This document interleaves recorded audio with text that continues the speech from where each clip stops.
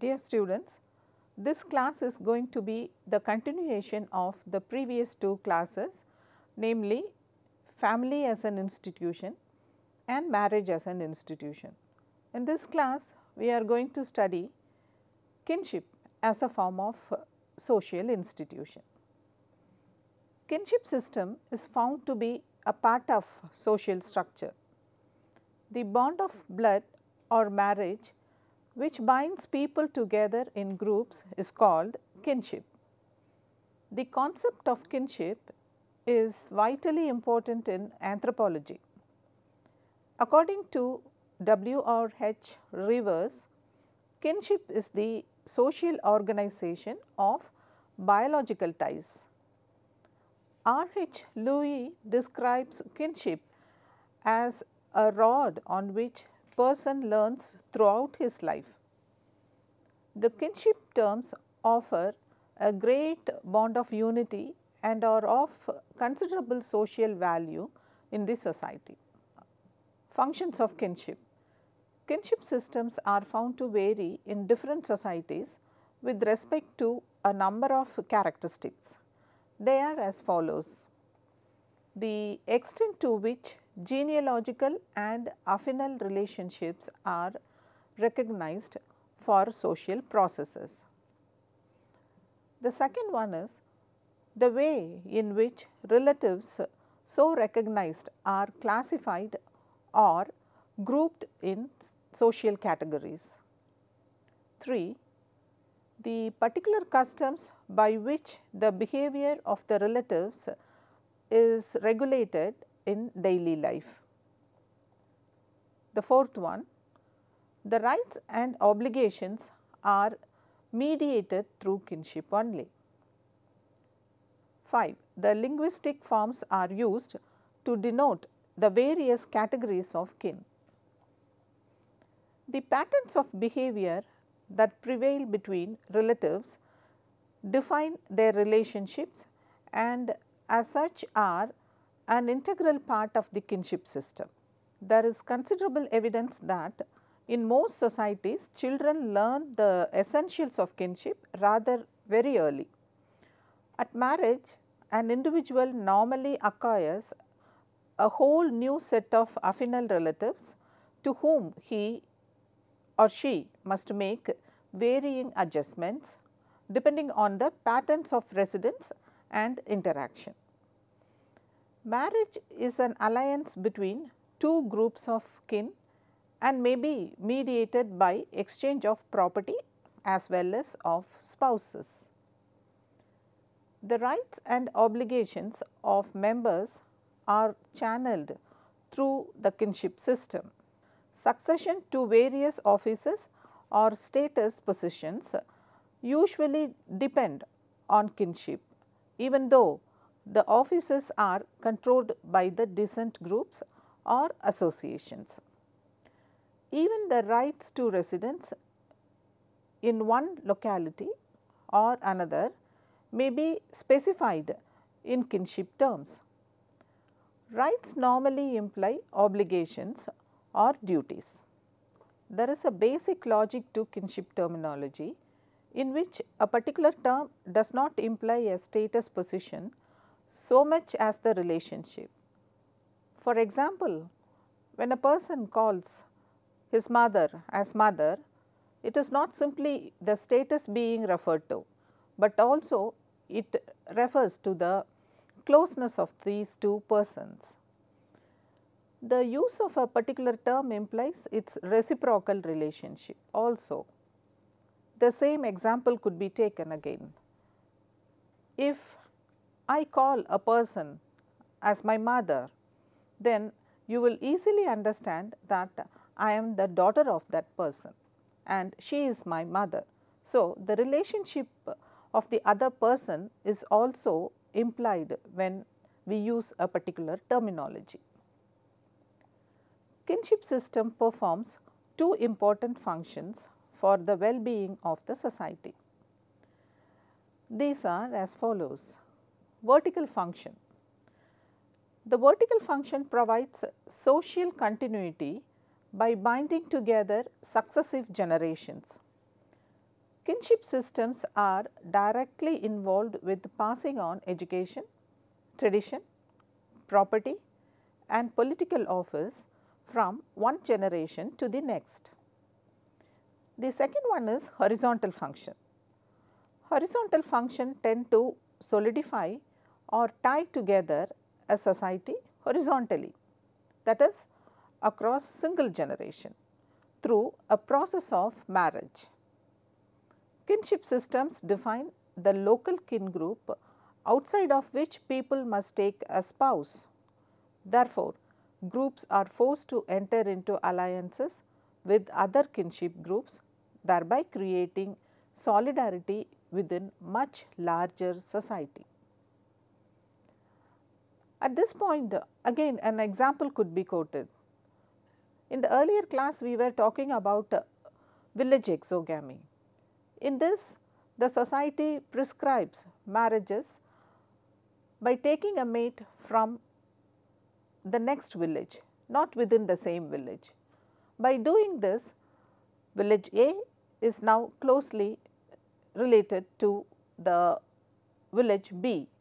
This happens through the process of marriage. Next, we will see kinship usages. The study of kinship system is not only concerned with the description of various kinds of kins and the basis for their classification, but it also includes the study of behavior patterns of different kin. Every relationship involves a particular type of behavior or usage. This behavior is found to be either verbal or non-verbal. Kinship usages serve two main purposes. Firstly, they create groups or special groupings or kin group. For example, family, extended family, clan and other such groupings.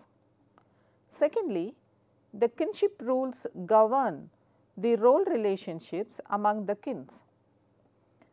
Kinship usage provides guidelines for interaction among persons in these social groupings. It defines proper and acceptable role relationships. Thus, kinship usages are found to be the regulator of social life. The kinship relations are regulated according to usages prevalent in the society. Some of these usages are avoidance, technonomy, avunculate, amitate, couvade and joking relationship. First, I will explain what we mean by avoidance. Avoidance of one kind or the other is observed in all forms of societies. In almost all societies, avoidance rules prescribe that men and women must maintain certain amount of modesty in dress, speech, gesture and behavior. For example, in some societies, even the husband and wife are not supposed to touch each other or show affection in the presence of others. Similarly, the Hindu wife is not supposed to call her husband by his name. Father-in-law should avoid daughter-in-law. Likewise, the son-in-law must avoid his mother-in-law and other female relatives of his wife. This is called avoidance. This kind of avoidance has some important functions. By avoiding certain kind of close relationship between two different persons, some kind of clash and differences of opinion are avoided in the family life, and these are some of the examples. The second one is joking relationship. Joking relationship is a kind of deliberate relationship. It involves a relation which requires people to be friendly and exchange jokes which might minimize tensions arising between them. The relationship between a man and his wife's younger sister, a woman and her husband's younger brother, and a man and his maternal uncle's daughter come under this category. Such relationships may amount to exchange of abuse, vulgar references to sex between them, and so on. Insult and obscenity are permitted in joking relationship. Joking relationship is almost the opposite of avoidance. In the case of avoidance, the relatives try to avoid each other for certain reasons, but in joking relationship, the relationship becomes very close and intimate by way of making jokes on each other. The next kind of usage is technonymy. According to this usage, a person is referred to or addressed to as the father or the mother of his or her child. This is known as technonymy. A person is identified through another person in this usage. For instance, sometimes we refer to a person as Kamala's father, Ramu's mother. So, here the name of the father and the mother is not directly used, but they are referred to as mother or father of a particular person. This shows a kind of respect to the person and the relationship. The next type of usage I am going to explain is avunculate. This refers to the special relationship that persists in some societies between a man and his mother's brother. In some matrilineal societies, the avunculate pattern of residence, whereby a man and woman after marriage live with or near the husband's mother's brother. In some matrilineal societies, the avunculocal pattern of residence, whereby a man and woman after marriage live with or even near by the husband's mother's brother. In this type, mother's brother plays an important role in decision making.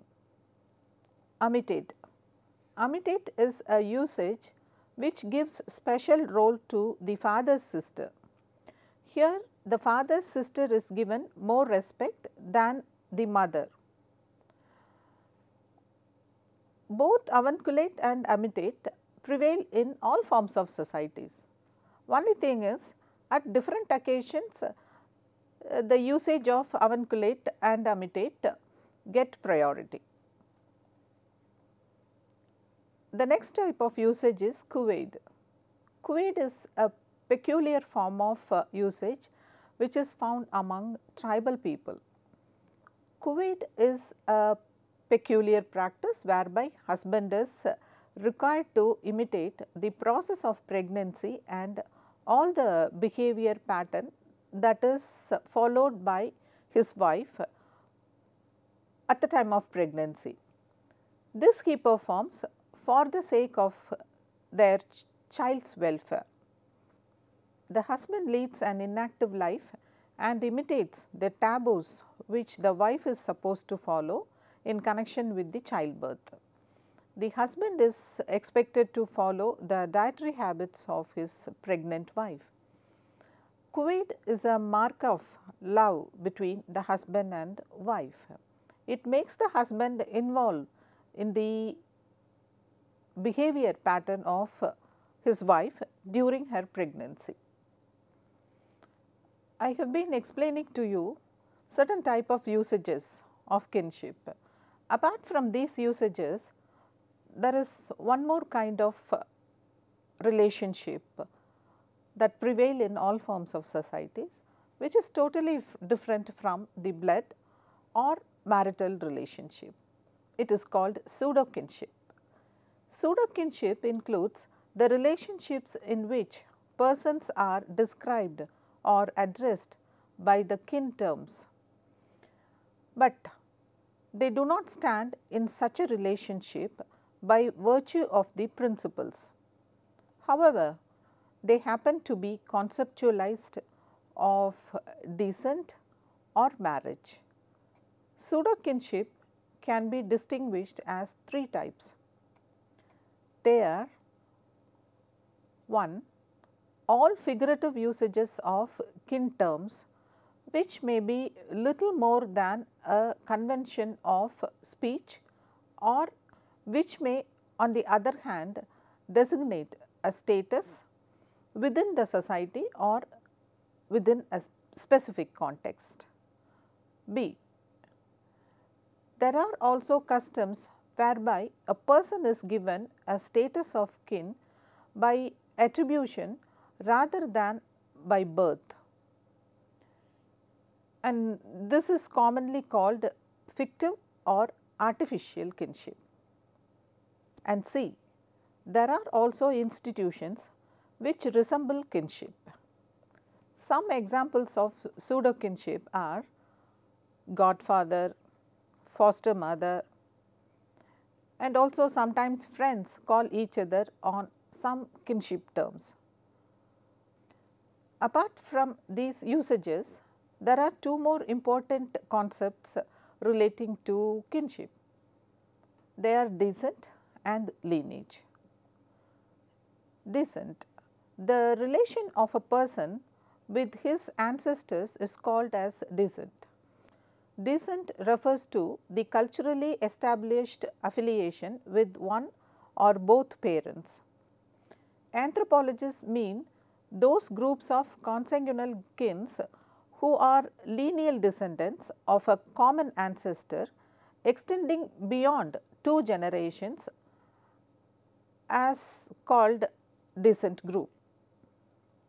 Robin Fox says that all the members of a kin group who have a common ancestor are known as a descent group. A descent group is a common and most accepted way of organizing a society along kinship lines. The next one is lineage. The simplest type of unilineal group is known as lineage. The universal descent group composed of all those consanguineous kin to whom ego can trace an actual genealogical tie is called the lineage. Lineages may often designated by the name of common ancestor or ancestress. Within lineage there are two types. One is unilineal and another is bilineal. They are also called as unilateral and bilateral. In the case of unilateral, the relationship is always traced from one side, either from father's side or from mother's side. But in the case of bilateral, the relationship of both father and mother are important. Now, I will pose few questions to you students. The first question, what are the functions of kinship? Question 2, explain various kinds of kinship usages with examples. Okay students, I am sure that this class on kinship was very interesting to you and it taught you many things about kinship. In this class, I talked to you about kinship, some definitions, characteristic features and the functions of kinship, and also I explained some forms of usages of kinship. In the next class, we will see few more institutions that are found to be important in our social life.